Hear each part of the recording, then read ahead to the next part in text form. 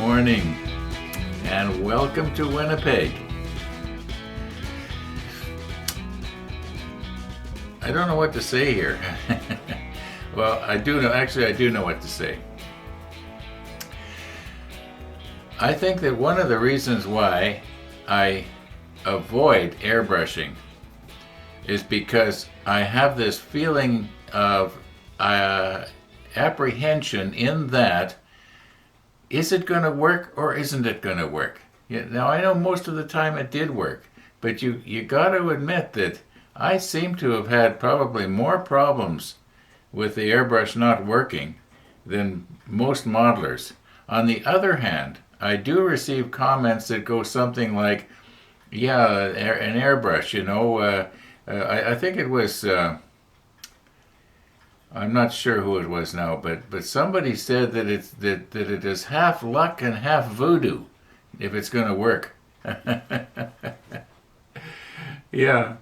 Anyway, that is sure true. You just never know. Now, on the other hand, some of you out there, you may have had really good luck every single time. And so you can't understand why I'm having this problem. First of all, I do consider myself to be quite mechanically inclined, and I have been that way ever since I was probably 8 years old. I know how this thing works. One of the first things I did when I first got it was I took it apart and I looked at it, and okay, the air comes in here, and the valve releases the air, and it travels along here. There is no air pressure in this reservoir, none at all. The air travels along. The air pressure is in here, in this where this nut is. The air pressure is on the outside of the nozzle, and then the air comes squirting out between well, anyway. I know how. In other words, I know how it works. What I don't know is, why is it that sometimes it works and sometimes it doesn't? And I've cleaned it all up. I haven't tried it since yesterday, so since I did the last little bit of cleaning here. But there's one more thing I want to check for, which really doesn't make a whole lot of difference, and that is maybe there a bit of an air leak right here where this large nut screws on, If there's an air leak there, that will mean that the air pressure is slightly less than maybe it should be. But you can counteract that by turning up the pressure on the regulator. It's the same difference. The air pressure, there's still air pressure in there, forcing the air out past the end of the nozzle, which produces sort of a Venturi effect, and it vacuums out the paint in the nozzle. The paint is on the inside of the nozzle, not the outside of the nozzle. The only time it gets on the outside of the nozzle is if you back flush. Okay, then it'll get on there. But otherwise, I know how this works. And I also know that sometimes it doesn't work, and I know that I don't know how come it doesn't work. Have I beat this to death? Okay, let's just for the fun of it, put our air hose on here. I did plug in the air hose down in the workshop this morning. Another thing I did. Yesterday I went on Amazon. Remember I showed you that Pache H? I think I'm going to phone Pache, because that's maybe not how you say it. It could be it's Pasha, or it could be just Posh. I think depending where you are, how you say it, but the factory is down in, I think, Wisconsin or something. I just give them a call. I can phone them for nothing and see how do they answer their phone. They should know. They're making the thing. And by the way, so anyway, I got off the subject, didn't I? So I went on Amazon yesterday and I ordered the Pache H, and about 10 minutes later I got to thinking about it, and I thought, I haven't really got enough comments back on this airbrush yet, and so I canceled the order right away before it was too late. So I got a few more comments came in after that, and everybody Nobody said, don't get it. It stinks. It doesn't work. Everybody had basically positive feelings about it. I am of the opinion that it's probably going to really go through the paint. And these little Tamiya jars with only 10 milliliters of paint in them, I don't know. I wish these things were bigger. Anyway, yeah, I'm going to have to be careful that I don't waste the paint, but I do believe that it will do a more reliable job than this. This does a great job for doing delicate work. There's no question about it. When it's working right, I can go in and if I'm careful, you know, if I'm really careful, I can do really nice, fine, small amounts of painting on something really small. And I don't think that the Pache H has that ability, but I could be wrong. But I think for painting something like this and painting the hull, I think it probably will work good. Bottom line is, I went back on Amazon this morning and I ordered it. It's probably going to be here Wednesday, all being well. In the meantime, I'm going to try and get this thing going today. I'd like to get the deck painted. And then when the Pache H comes, we'll use it to paint the hull. Oh, yeah. Airbrushes. You know, you can't live with them, you can't live without them. And when I say you can't live without it, I mean that for something like those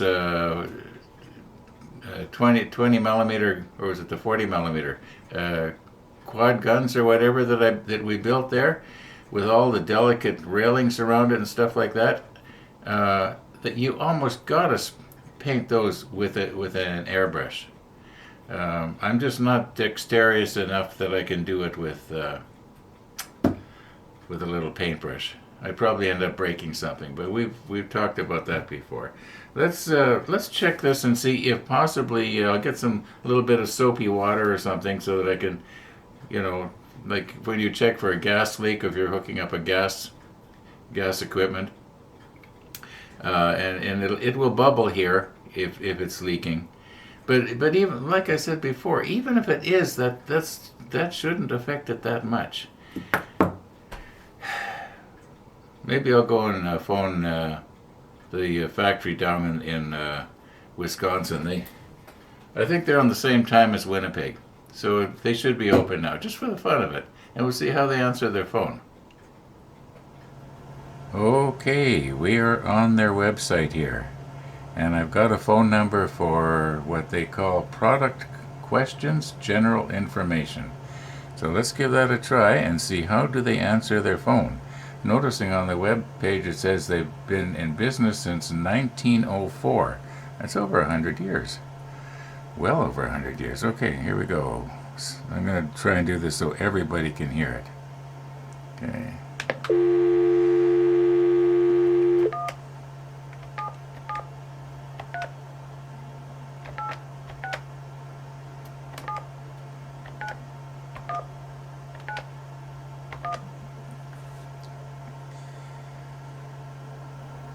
Thank you for calling Pache Airbrush Company. Our hours are Monday through Friday, 7 a.m. to 3:30 p.m. If you know your party's extension, dial it now or any time during this message. To place an order, check status. Well, I heard very clearly they said Pache. Yeah, so I guess I was right. Usually I'm wrong when it comes to reading something. Okay, well, that's sort of good news, isn't it? All right, let's get back to the model table. Okay, now I'm going to try and hold everything here so that you can see it. In other words, I don't want to move it out of the field of view. So if I keep it right over top of that little dot I've got there, it should be in the center. Got to keep mindful of that. I keep forgetting. Okay, the air pressure's on. Now, what I've got going on here is Windex. It's pretty soapy, pretty sudsy. And before we get going here and tighten this down, I just want to show you something here. I'm hoping you're going to be able to see it from this angle. I'm taking this off very gently because I have not retracted the needle back into the body out of the nozzle. Maybe I should have. Okay, now you can see, remember I was talking before about, get something to point with here. Here's one of Tennessee Jim's mini Q-tips that I almost dropped on the floor. Okay, now you can see right here, this is where the damage was on that other nozzle that I was talking about. Well, where this nozzle seals on the body is way back, okay? And where this thing here seals on the other part, on the front of the nozzle, is right out here. You can see sort of a little bit of discoloration where the metal has been sort of touching and smearing itself together, melding together. Okay, so very gently now.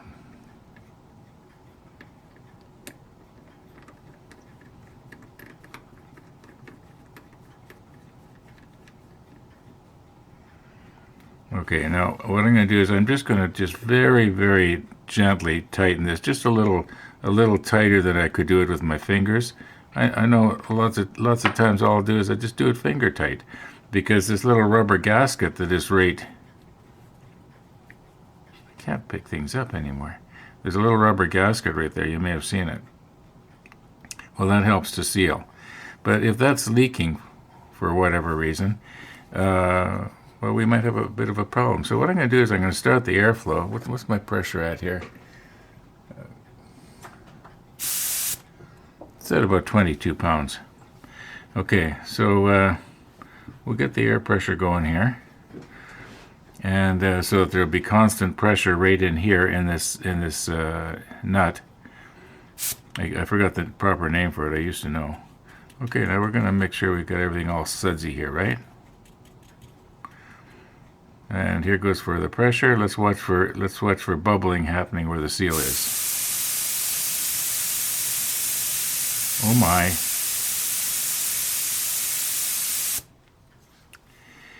Well, I wasn't expecting that to happen.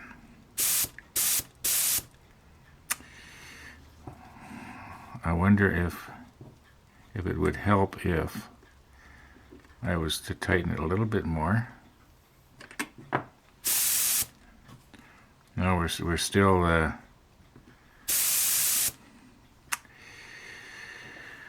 okay. I can see what's wrong in my mind, but I don't know if I can describe it.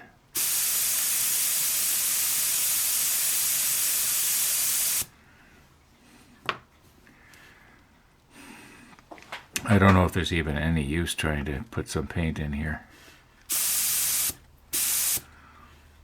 Just let me get this thing up where I can reef on it a little bit better. You know, I don't want to overdo it either, because then I could accidentally, strip the threads. Okay, before we do our reefing and break something here, let's. I just want to mention something here. One of the viewers had mentioned how he knew of somebody who actually put wax on the threads here.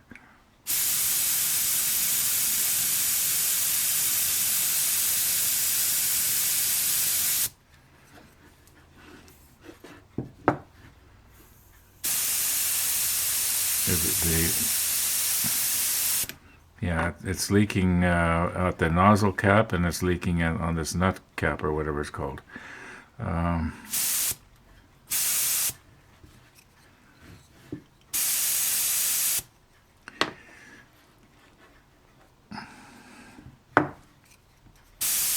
Still leaking.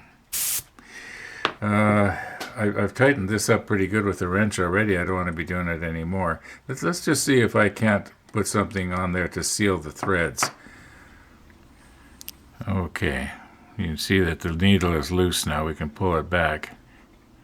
If you're watching this in 4K, you should be able to see that the needle is coming in and out of the end of the nozzle. Okay, so we'll just get it back a ways here. And the reason being for that is that if I start reefing around on the nozzle trying to pull it out, I'm not going to accidentally bend the tip of the needle. Now, this is in there pretty hard. This is the first time I'm trying to pull it out, and it actually sort of, there's a little bit of a snap to it to get it out, and that told me that, let's get this back a little further. Okay, that told me that this was pushed into the body of the airbrush pretty hard, because it was stuck in there. And in order for it to be pushed back into the body hard, where's Tennessee Jim's Q-tip here? It had to be sealing right there. It had to be pushing right there. I realize I'm beating this to death, but I can tell sometimes by comments that I get that people don't really understand what I'm trying to say. I'm not always as clear as I could be. But, okay, so I am convinced that there was probably very little leakage where these two seals are, okay? I suppose there could be some. Now, we got to do something about these threads, because clearly this little O-ring has deteriorated to the place where it no longer seals properly. And this is replaceable. I've seen them on Iwata's website, or Maple Airbrush here in Canada, on their website, and they sell it. I think they're about $10. That's the problem with all of this Iwata stuff. It's way overpriced. No, that's just my opinion. Somebody else might not agree with me. Okay, another thing I should check and make sure is that I didn't get the nozzle cap, mixed up, I'm pretty sure that this is the 5mm one, because this is the 5mm needle that we've got in here, and but if I got them mixed up, that would make a difference too. This one here is the 5mm nozzle. It looks considerably different from the .3. Did I say 5mm? I meant 0.5mm. Okay. Okay, I was going to slip the macro lens on, but I don't think we need to here. If you notice, the one that's attached to the nut is slightly larger than the one that I'm holding with the tweezers, which is for the 0.3mm. So I didn't get the nozzle caps mixed up. Yeah, there's only a very, very slight difference, but there is a difference. Okay, so we don't need to worry about that. Now, a moment ago, I went down to my workshop, and I got some of this stuff here. And when I was going down there, I was thinking, gee, I sure hope I still got some left. And it turns out I've got 3 or 4 of these rolls. I guess every time I went to do some plumbing, I thought, I better buy some. Anyway, this is a sort of a silicone type stuff. I should measure it and see how thick it is. I don't think it's very thick.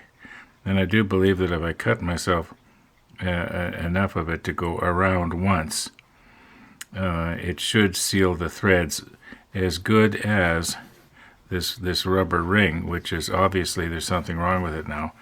You can just see it there. It's sort of been flattened out. I don't have any. I have some O-rings down in my workshop, but nothing this size. And I guess it has deteriorated to the point that it won't seal the air anymore. But my concern is that when I put this stuff on the threads, it could possibly not allow this nut to go all the way back far enough for it to seal at the 2 places on this nozzle here, if you know what I mean. Okay, let's see what we can do here. Does this mean we're not going to spray today? Ron.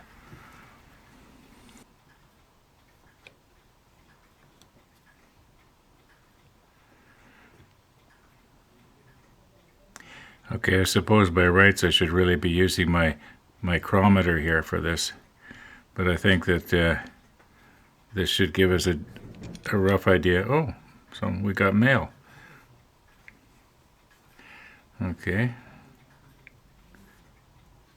Let's just very carefully here so this doesn't double over anywhere. Can't get it the way I want it there. I think I got it now. Okay, it looks like 2.5 thousandths. Let's just 2 thousandths. It's sort of squishing now. Let's just take it back out carefully and make sure it goes back to 0. Yeah. Okay, it's approximately 1/500th of an inch thick. Okay. Okay, we did have mail. And it was something that I had to take care of, so took up a little bit more time here. Alright, let's put that away where it's going to be safe.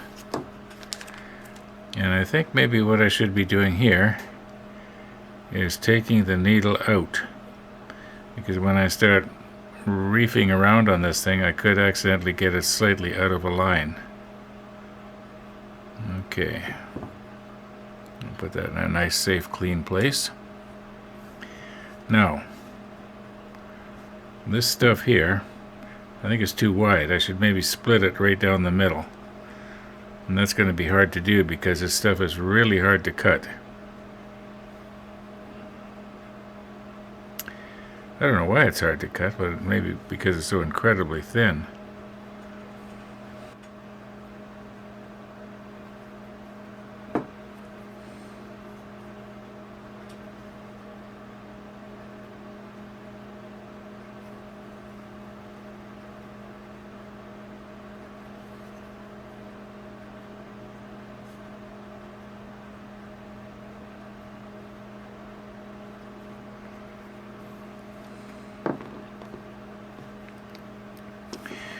All right, now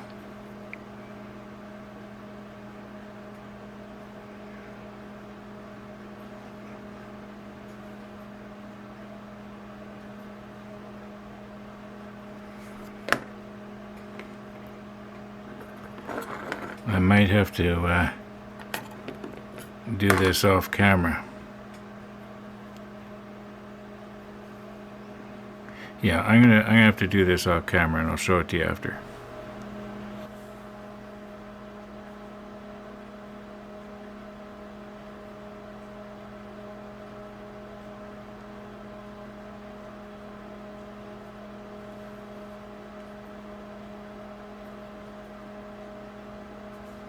Oh, I forgot the nozzle. Okay, I'm glad I didn't crank it on there really hard and have to redo this.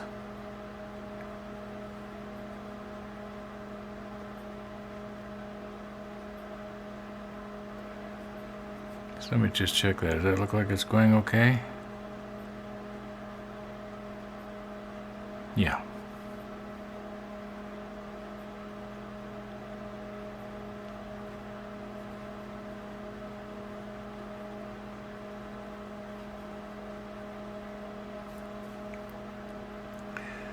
All right.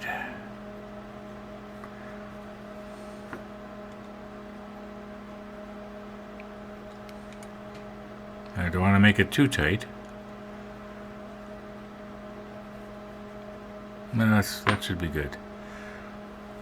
All right, now where's our needle? Remember, we put it in a nice, clean, safe place.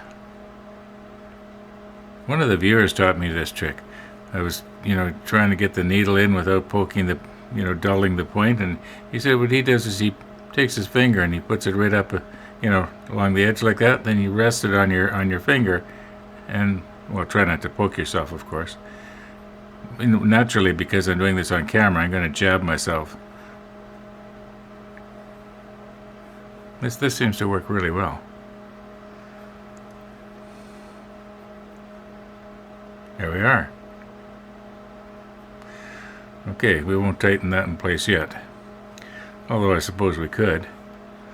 I think I mentioned this before. I'll take and I'll work this thing back and forth just to make sure that it's all the way forward, and that way when you lock it in place when it's all the way forward, you know that you're not going to accidentally enlarge the hole on the on the nozzle, because this thing wasn't all the way forward, and then it went forward after it had been locked in place. So yeah, that seems to be working all right. Okay, I'll put this on. That way there's less chance of bending the end of the needle. Now, I usually put my my needle cap on because it helps protect it in case I, bump it on something. All right, let's put our air hose back on and check and see if we have air leakage here. Yeah, I'll just recompose. Okay. Make some suds here. Well, if it's leaking, it's going to make its own suds. Okay, get our air flowing.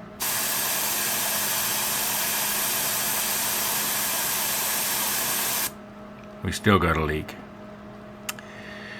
Well, maybe I didn't put enough of that stuff on. Maybe I should have wrapped it around a couple of times instead of, just the once. I'm going to keep working at it until I get it.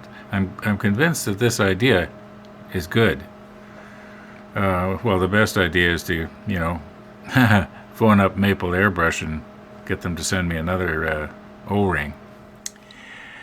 Okay, getting the old stuff off of the threads and putting the new stuff on. I guess getting the old stuff off was a little bit hard.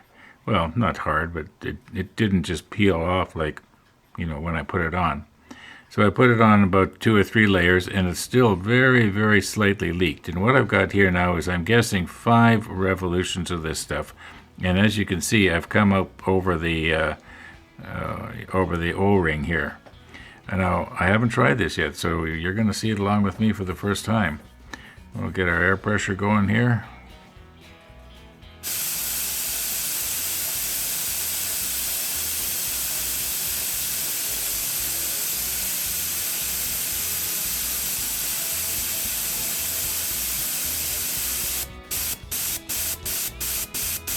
Okay.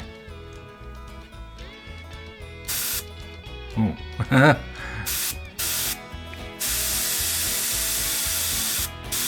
Okay, that problem's solved. Could that have been what was wrong? I guess the only way to find out is to try it. It could be that that's why when I increased the pressure on the regulator, it would start to spray. It could be that the air was not being able to build up enough pressure to come out over to form the Venturi effect. Maybe, I don't know. Well, what do we got here? It's 1:38 in the afternoon. I think I'm going to wait now until tomorrow for this, because let's say that it starts to work. I want to do the whole thing all at once. I don't want to just. Thanks for watching, everybody. And all being well, we'll be seeing you in the morning.